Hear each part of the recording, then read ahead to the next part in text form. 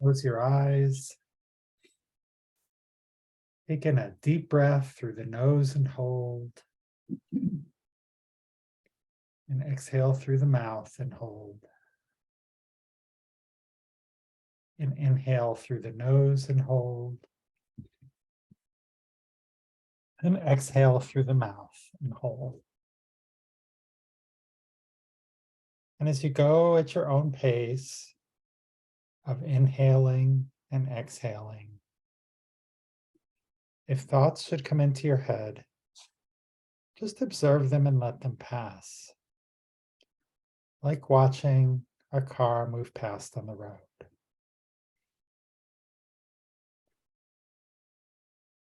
Now is not the time for solving problems.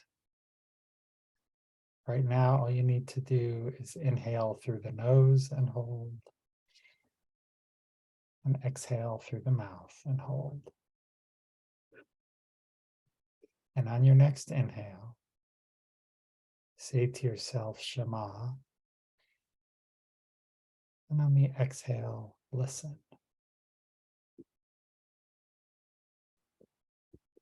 Shema. Listen.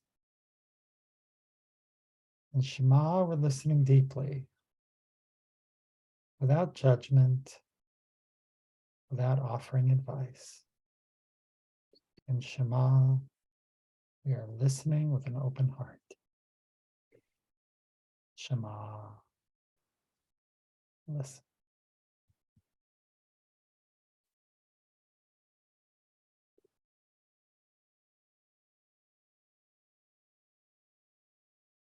And when you're ready, you may open your eyes.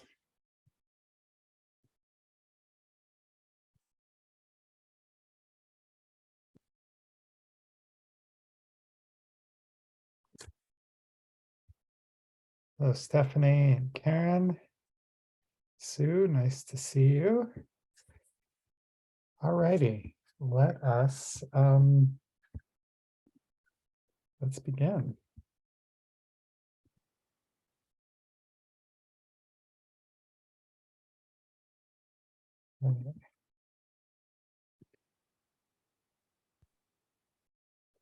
So to get started today, Rabbi Ira Stone, and I think beforehand Rabbi Simcha Zissel Ziv, defined Mussar as bearing the burden of the other. So I'm curious, what do you think? What does it mean to bear the burden of the other? What does that mean to you?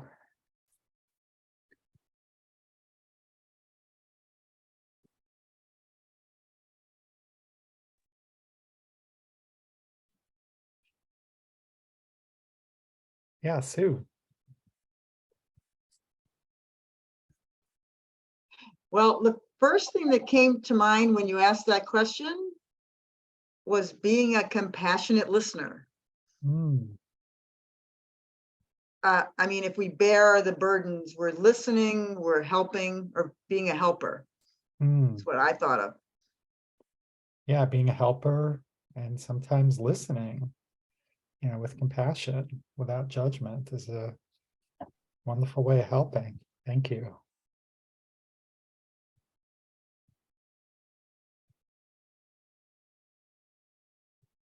Yeah, Roxanne. Maybe I think it made me think of taking responsibility for connecting with other people and maintaining those connections. Wonderful. Connecting, maintaining connections. I love it. Thank you.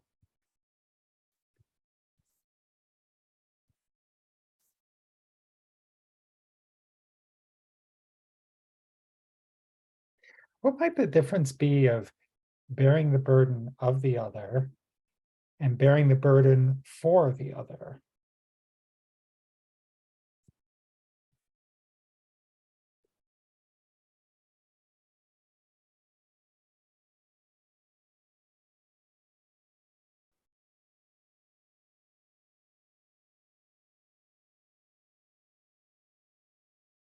Yes, Sue again. Sorry. So, well, of versus for. So of another is taking on, well, I thought I had it, but I had it a minute ago, but now I'm having trouble expressing it. But okay, so you take a burden of somebody else, then you take it on, maybe you take it on yourself, but if you do it for, maybe it's more towards them versus you're taking it on yourself versus for them. It's for that. I don't know. I'm sort of, it's a difficult question. Okay. All right. So it's one we're wrestling with. Let's see where Bonnie, what do you think? So I'm picking up where Sue started, I think, in that for me, for means taking over. And because I'm an action person, I have to hold myself back. Whereof is an understanding, an empathy, and perhaps taking action, but not doing for the other person what they can't do for themselves. Or had that other person hadn't even thought about doing it for themselves. But to me, for is very much taking, well, I'll take care of that. Well, they didn't ask you to. They just asked you, they were just sharing what was going on. They didn't ask you to take it over. Yeah, thank you, Bonnie. Roxanne, what do you think? Well, if I continue with that idea of taking responsibility with how we connect with others, then if you're bearing the burden for other people, then that would be like taking responsibility for how they are treating you, for how they are connecting with you or not connecting with you in the way that you need them to. Yeah, so it sounds like from that answer and from Bonnie's answer that for, it's almost like it's a boundary crossing. You know, it's like doing a little bit too much. Or I sometimes think of bearing the burden of the other as maybe it could also mean, to me, it kind of means with the other. You know, it's like we're kind of carrying the box together. And maybe sometimes, you know, to nuance what Bonnie said, maybe they do ask you to take it all on. It's like, oh, you just do this. And maybe that's not your place to take that on either. Like maybe they didn't ask you and you're being pushy and invasive, or maybe they're asking too much for you to kind of take it on. And that's not to say that there aren't times when people are just totally, you know, really can't do it for themselves. But it's like, you know, I don't feel like doing it myself. So why don't you do it? Well, you know, that may or may not be the right thing to do, but that's not, I think, in the spirit of what Rabbi Ira Stone was teaching. And what is this burden anyway? Say, Greg, I'm trying to turn on my camera. I don't see, I'm looking on the bottom of my iMac. Your camera is on. Oh, okay. I can't see myself being on. Huh. Okay. Well, we can see you. Hello, I can't, okay, hi. So sometimes if you swipe right and left, it'll kind of change the screen on the iMac Zoom. Let's take a look. I'm swiping and nothing's happening when I'm swiping. Yeah. Huh. Okay, all right. Well, sorry. Well, we can hear you and see Okay. you, and I guess you And can when- hear us. So I can't see that I'm raising my hand. There's nothing saying my hand is raised. So, okay. Well, did you want to make a comment? I don't see your hand is not raised, but now Okay, all right. talking. Yeah, there, I just pushed raised hand. So, yeah. Okay. Yeah, my comment, yeah, so why take someone's burden? I mean, you can be empathetic to their burden, but why take their burden? So, okay. Thank you. Yeah. Frank or Linda?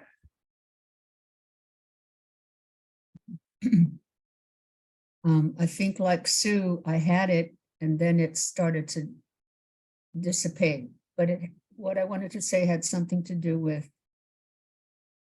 a person knowing that someone else knows and they're with you, they think of you.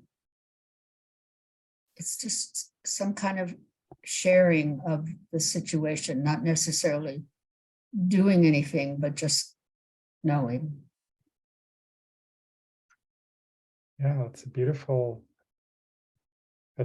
place to start. It might be a beautiful place to end, but it is really And we were sort of talking about the burden and who is the other? The other as opposed to who?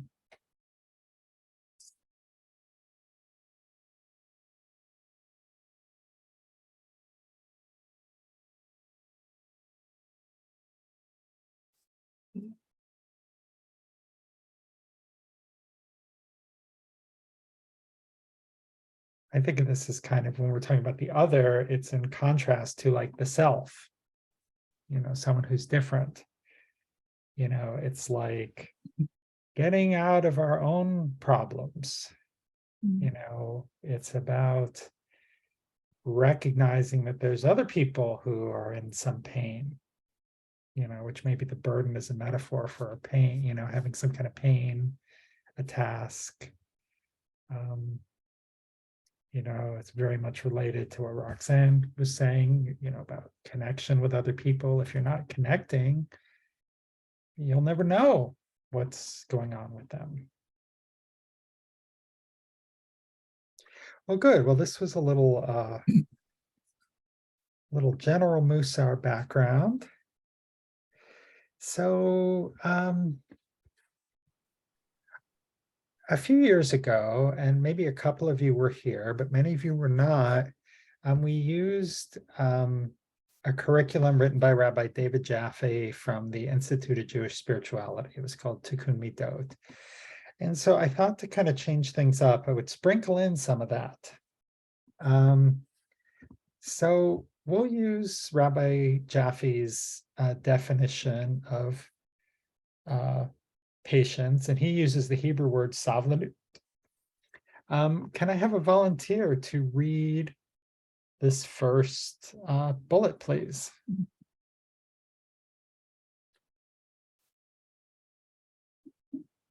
Yeah, Linda. Savlanut, or the ability to bear emotional discomfort, is a key soul trait for all spiritual and emotional growth, not to mention living with others and achieving success in work. While this term is often translated as patience, I think forbearance is a better description of this midah. Great, thank you. So I'm going to copy that into the chat.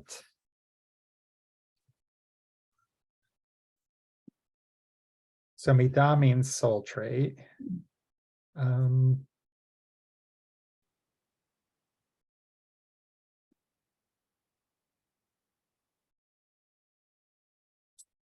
So how does Rabbi Jaffe define patience or savlanut, sort of in this first sentence?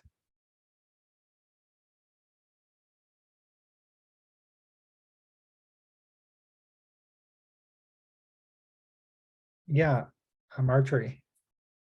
I would say just the ability to sit with things that aren't always positive or great. It's really kind of riding through things that are just are uncomfortable or disagreeable, or Yeah, I think that's spot on. It's kind of sitting with the discomfort. And I think, as I wrote in the email, if you're not in discomfort, you don't have anything to be patient about. And I think in English, sometimes we sort of define that lack of discomfort as being patient. Well, it's like traffic doesn't bother me, so I'm a really patient person. It's like, well, maybe just traffic doesn't bother you because you're listening to your audiobook. It's a different axis, but it's when we're late and we're pissed off and we're stuck. That's where patience comes into play, helping us to kind of ride it out. Tow truck will show up eventually. We'll get through it, but right now, here we are. Yes, Roxanne. I really like this definition because I think colloquially we kind of understand patience, at least in American culture, as just being able to tolerate waiting for something, and this extends it to other painful emotions than just, you know, the discomfort of waiting for something to happen. Yeah. Thank you. Yeah, well said. Sue. I just had to tell you, when we were talking about this, all of a sudden I have these little pop-ups of emails, and Dan Rather writes these things and I get them. And it just popped up and it was called Patient Joe. And I thought, okay, yeah, that man has to be the president has to be very patient. Well, I can neither Everything. confirm I or mean, deny that Joe or Dan Rather are on my email list. So I just think that's, I mean, hysterical. We're talking about patience, Patient Joe. But Yeah. thank you for the idea about discomfort. I never really thought about that. But as I'm thinking about, you know, I was in the, I had to get my eyes checked. And it took forever today, and I was not patient. And so I guess that word that you said, Greg, stuck. I felt like I was stuck. And I tried to play a YouTube thing, and this woman come over and she said, that's too loud, you know. So that pissed me off. mm, You know? And I'm sitting there for 2 hours. And I'm like, why does it take this long? And I was so impatient, but I think I felt stuck. I was uncomfortable. I didn't want to be there. And I think that's a lot of the, you know, when we're not practicing patience. mhm. Yeah, thank you, Sue. Karen.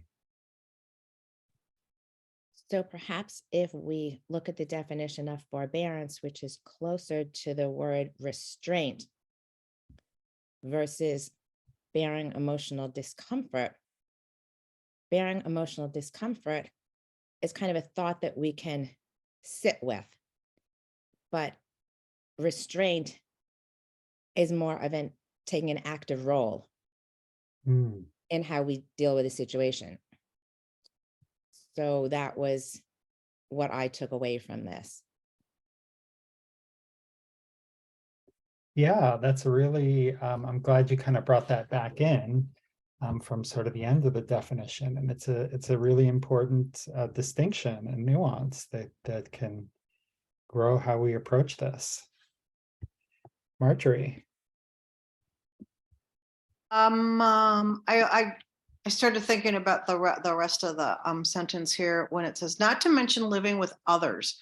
And I find that I have to, I don't know what other midah would play in here, but when you're waiting for somebody to, like, if you're, for example, I'm involved in a community thing and waiting for people to return emails or waiting for somebody to get, you know, for people to get back to me. I also have to realize that maybe it's humility, that there's something else going on with them. There's a reason why they're not responding, and just write it out, you know. And if they don't get back to you, you can always follow up. But Yeah. it's really important to kind of look at the other person's station and see, you know, there's a reason for this. Yeah. Thank you. Looking at the other person's station. I think that's a good segue to the second bullet on the page. Would you prefer that I'm going to copy it in the chat now. Would you prefer that I also put it up on the screen while we're reading it? Yes, okay. Here we go.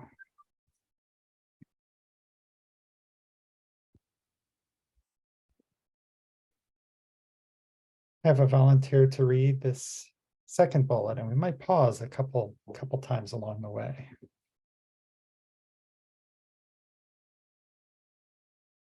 I can't see all of you, so feel free to just unmute. I'll read.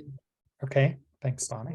Self-Newt involves becoming more aware, moment to moment, of the load we are holding and continue to bear the load and its accompanying emotions without casting them off or rejecting them. Do you want me to Okay, stop? let's just pause there. So what's he talking about, either to Bonnie or to the group?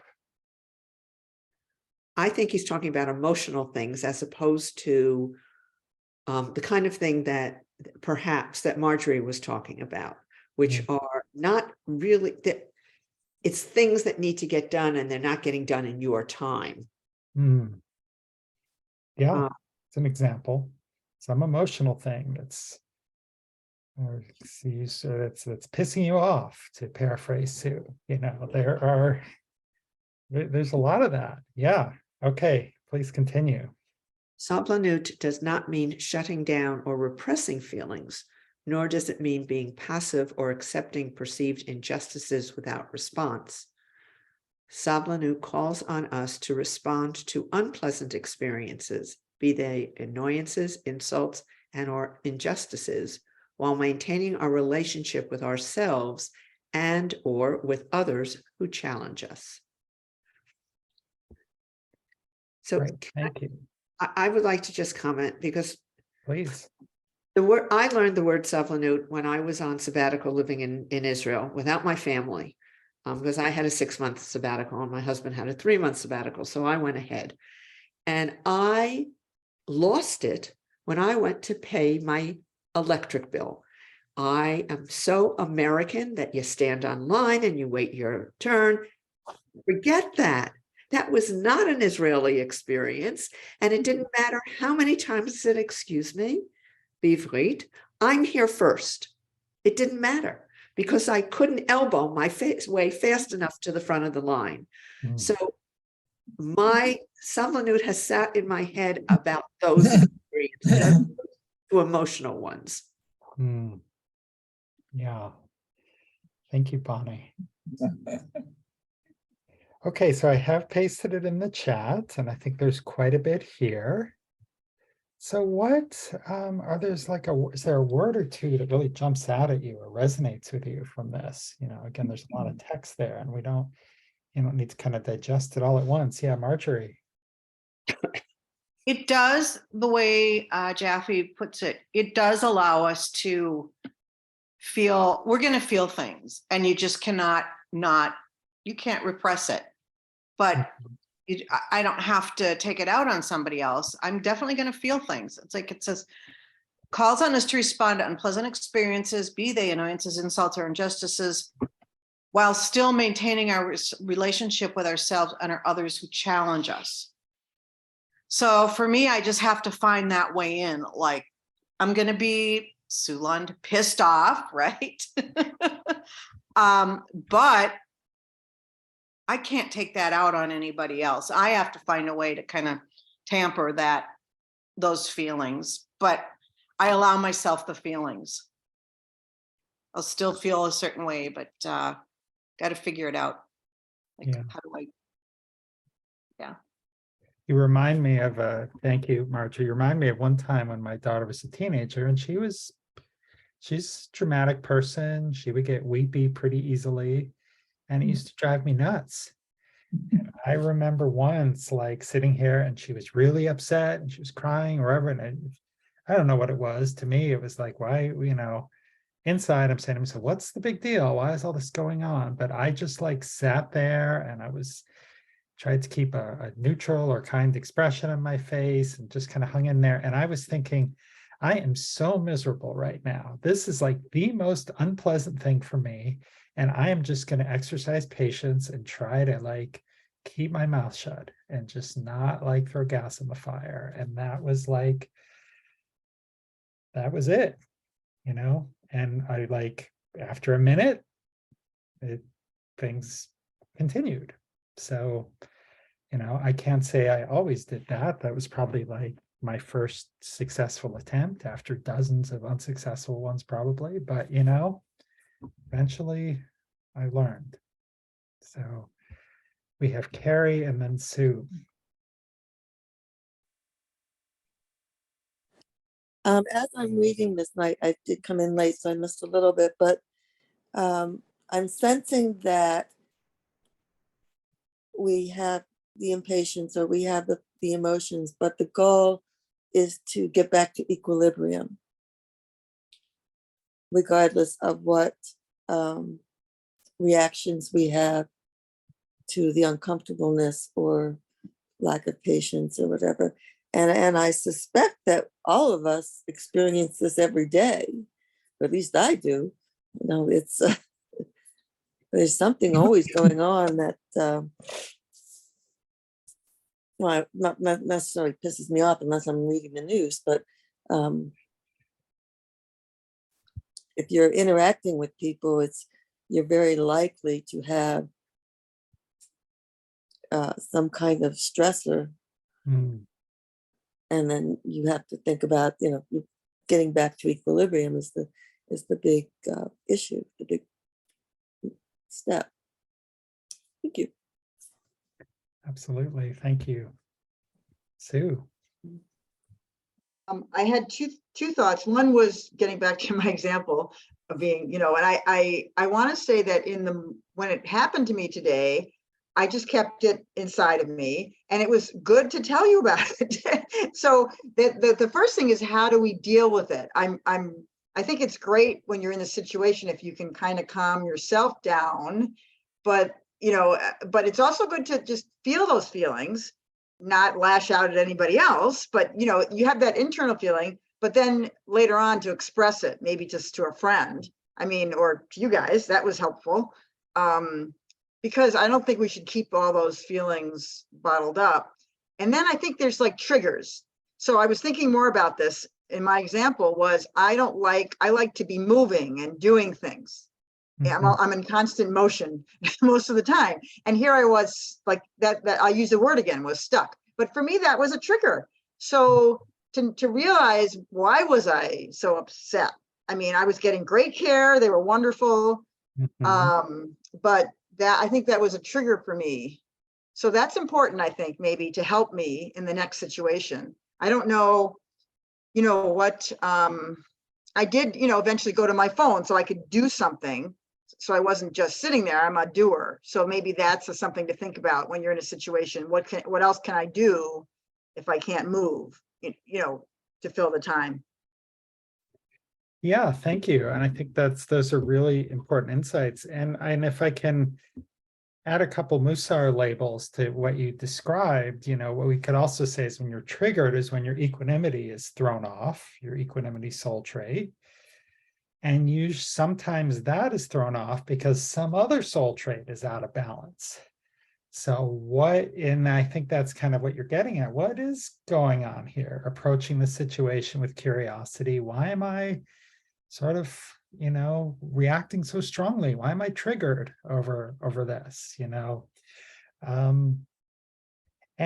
on the flip side, patience is one of those remedies for when the equanimity is off, because you may not feel better, but if you open your mouth the wrong way, you could feel a lot worse. So, having been there, so it's really to kind of keep from throwing gas on the fire. Karen. I like the idea of correlating not just restraint, but self-restraint with patience. And I say that because the word repression bothers me here. And I hear people saying, I feel like I'm repressing this and I have to get it out later. And so I thought about the same thing with restraint. And if we feel like we're being restrained, that also doesn't help us with patience. But self-restraint allows us to back up a little bit and take a look at the situation and decide where on the patient's spectrum we want to be or we need to be. We may not need to be right in the middle. And so I like the idea of self-restraint. So it allows you to move forward. It also allows you to just take a step back and find out where the internal turmoil is and how you can best move on that spectrum a little to the right or the left of center to bring that sense of equanimity. Thanks, Karen. I really like that self-restraint. And I would add, it also lets you kind of pick the time when you want to process it. Okay. Sue's been allowing us to workshop her thing. So she said it was helpful to talk about it here. It's not like it needs to stay down there forever, but in a safer time and place, or where, once the tempers have cooled, we could talk about it. And that's useful too.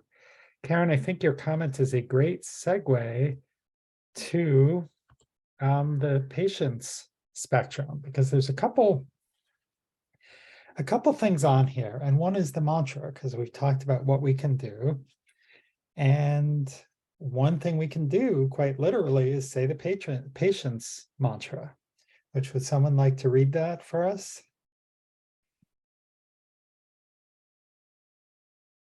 This too shall pass, and I have the strength to get by until it does. Thank you, Marjorie. Yeah. It's not just about it passing, but it's I am resourced to kind of deal with this. But then, you know, we don't want it to be all about, to sort of Karen's point, it's like choosing where we need to be. Because, you know, yeah, if we have too little patience, if we don't have this forbearance, we can be angry and frustrated. We can act out, make matters worse. But then if we have too much of this forbearance, I'll just sit and suffer forever. You know, it's like Captain America. I could do this all day. And sometimes we're stuck in traffic and we can't move. And sometimes there's an off-ramp. It's like, no, I don't believe in city streets. I'm just going to stay. I'm going to stay on the highway.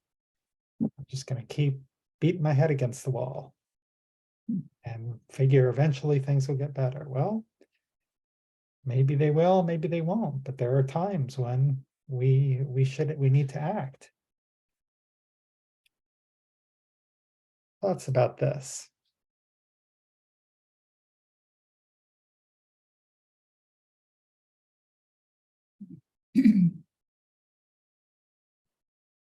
Does this resonate with you?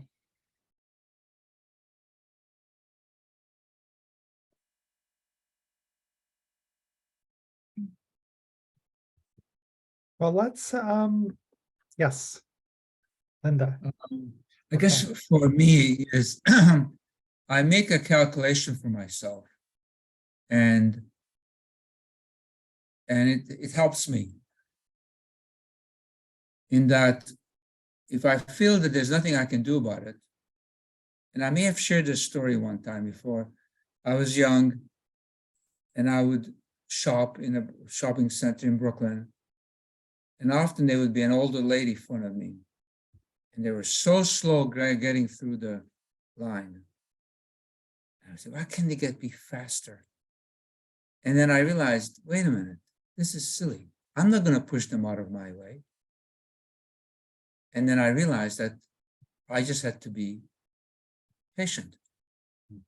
And I think that it holds me if when I'm aware, if I know that I cannot do anything about it, that's okay. But if there's an off ramp, I'll take it. New checkout line opens, boom, you're there. That's right.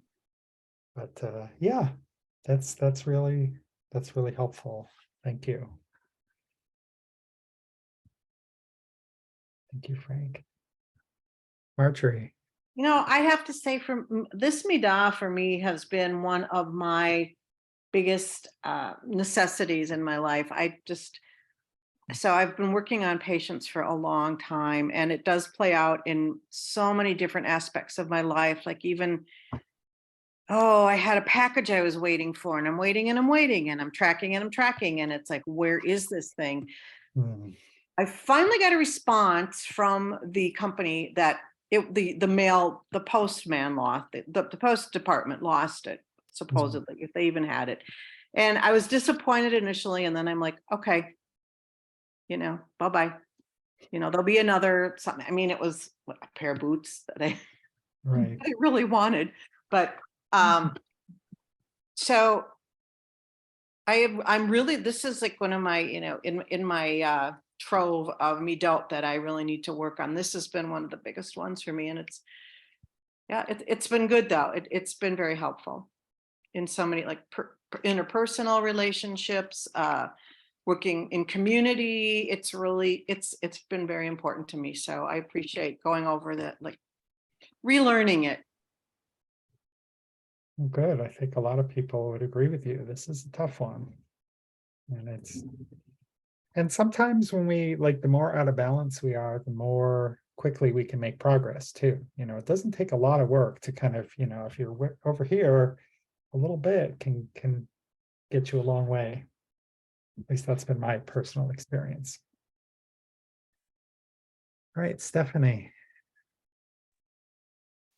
This one is a hard one for me. I think I'm normally a very patient person, but lately I've been having problem with my car that has been fixed, the brakes, and for a while things were fine, but then all of a sudden these strange noises were coming up, and then I returned the car, and then they worked on it and they said there shouldn't be a problem anymore. And, that sometimes maybe there was a bad part or something that came in, but if anything happens, to bring it back. Well, it's happened again. And now I find myself time and just, I want to get this taken care of. But now the third time I've gone, and I didn't even get it checked because there were so many cars in the shop. I didn't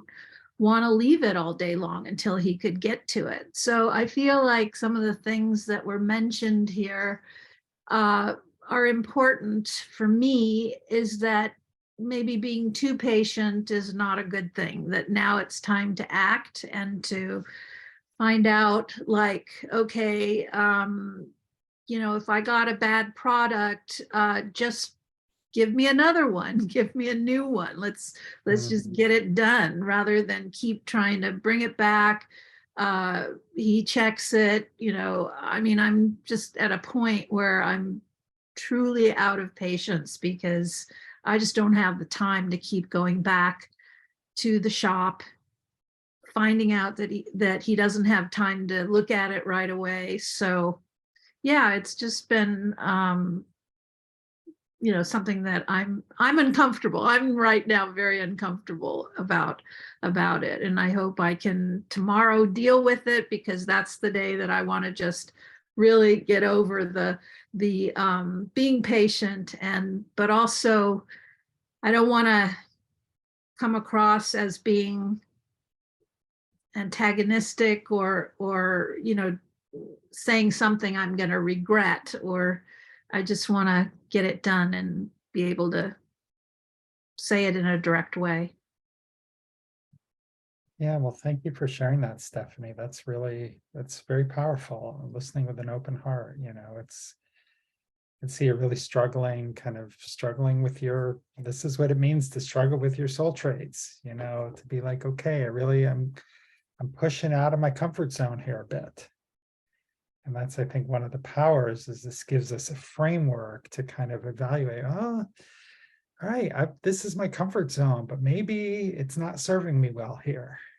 And I'm for myself deciding that I'm going to push out of my comfort zone and see what happens. And it's scary. Yeah, so we're all sending you strength and courage. Marjorie.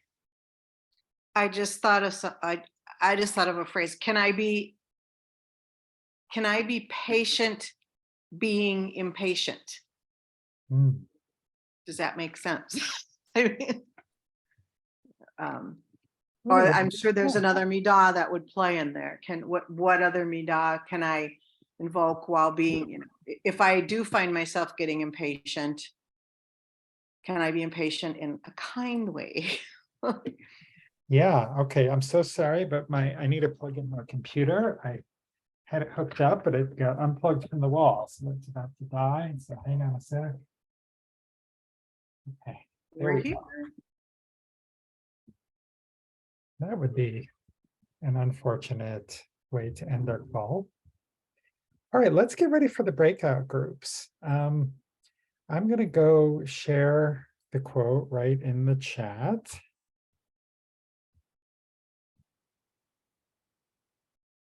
Another a slightly different wrinkle, but to me, like in my mind, they sort of connect.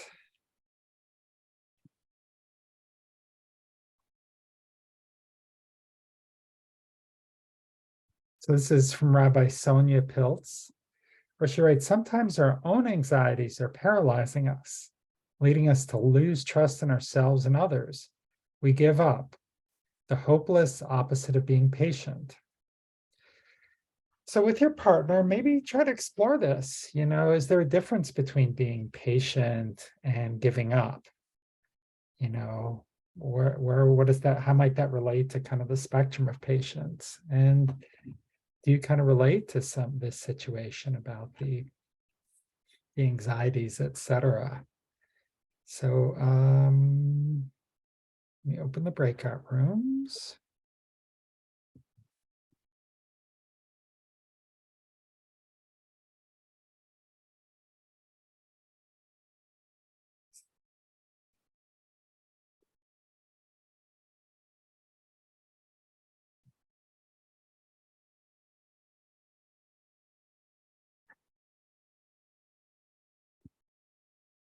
Okay.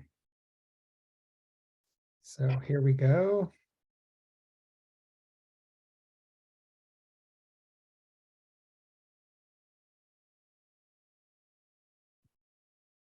For those of you who are streaming, this is where we end the broadcast. Thank you so much for joining us. We will be returning after the breakout room. Hey everyone, welcome back. I always think it's a good sign when nobody like clicks off immediately when the 60-second thing shows up. It's like, okay, they must be really engaged in discussion. So does anyone have anything they'd like to share in our last couple of minutes about your personal insights, discussion, etc.?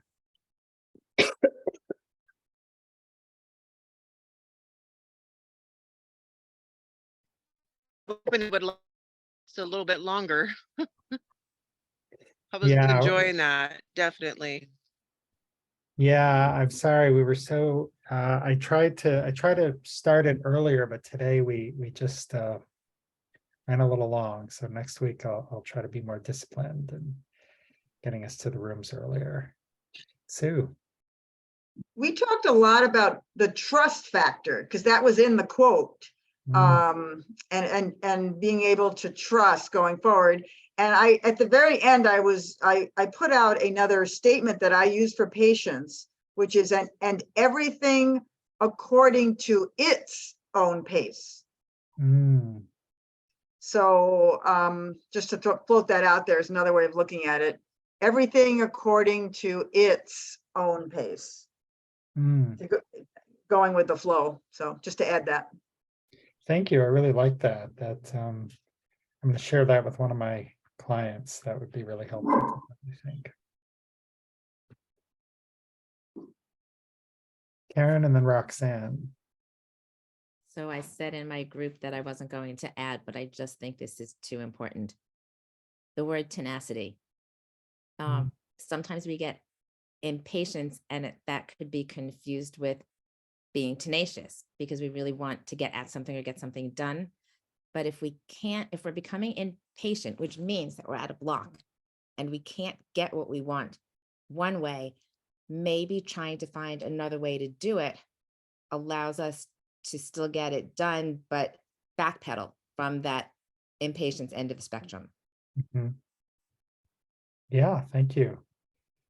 In a couple of weeks, we'll be starting the Soul Trade of Enthusiasm, which is all about like that. Some of that is about that tenacity, or as my old math teacher would say, stick-to-itiveness.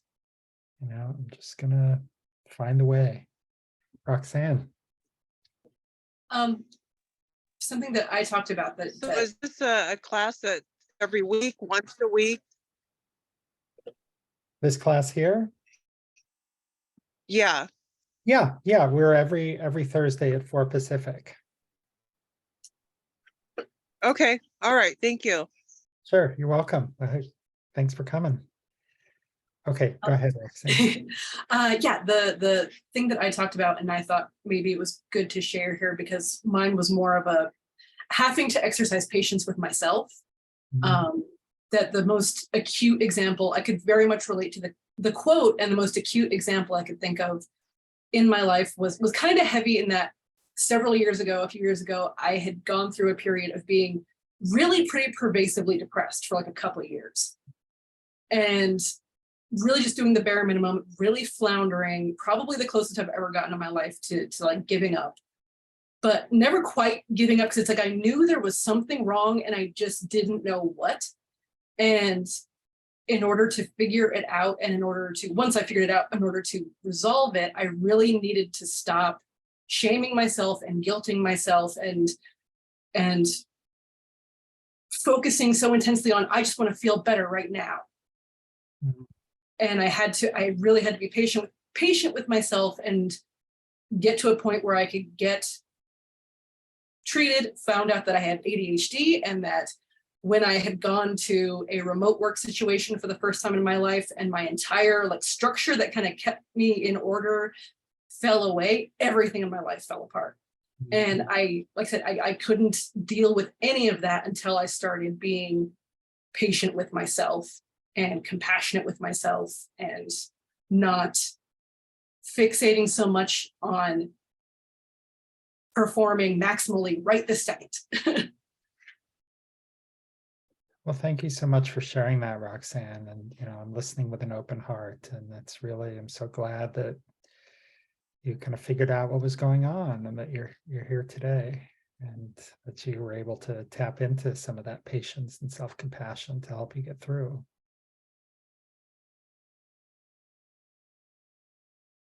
Well, I think that's going to be our last word for today. We'll close as we began with a short meditation. So please, once again, close your eyes and take in a nice, leisurely, deep breath. And a nice, leisurely exhale.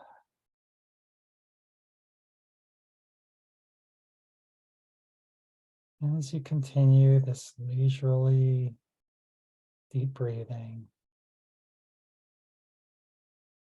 allow yourself to experience that spaciousness. Spaciousness of being right here, right now. Nowhere to be, nothing to do. But enjoy the spaciousness. Right here and right now. And the eternal now.